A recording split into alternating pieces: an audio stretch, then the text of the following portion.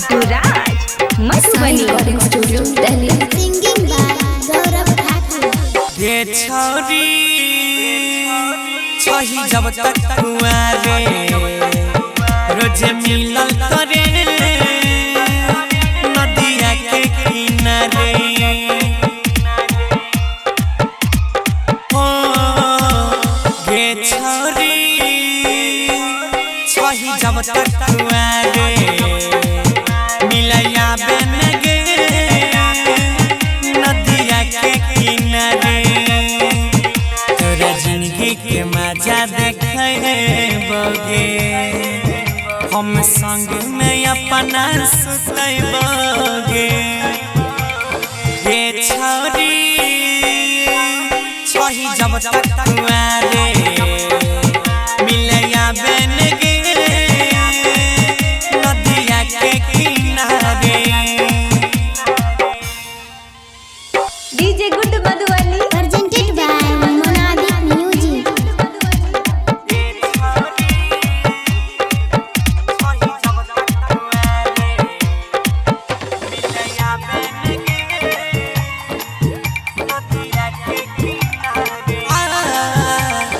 बिहा के बाद फेर तू मिलबही कहिया गे ताकै छियो गे छोरिया करे रहिया गे। हे गई हे बिहा के बाद फेर तू मिलबही कहिया गे ताकै छियो गे रनिया करे रहिया गे। करली है गे गोरखी सुरह सिंगार गे हुए नहीं देबो हमहु जवानी बेकार गे। तोर जवानी बेकार गे तोर जवानी बेकार गे। ये छोरी छही जब तक कुआरे रोज मिलल करे नदिया के किनारे। DJ good Madhubani DJ good presented by Monalik music.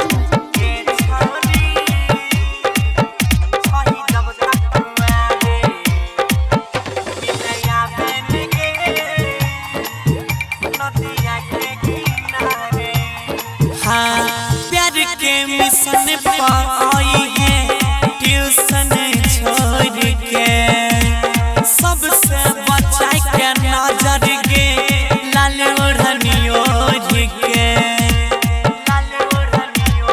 हे गई है प्यार करे रोजे आई है पढ़ाई लिखाई छोड़ के सबसे बचाई है मुँह गे लाल ओढ़नी ओढ़ के। गौरव अजय सन्नी के होय नहीं छै सवारे मल्लिक राकेश हनी के लागौ नहीं खबरे होय नहीं छै के अब सवारे के करो लागौ नहीं खबरे। ये छोरी छही जब तक कुआरे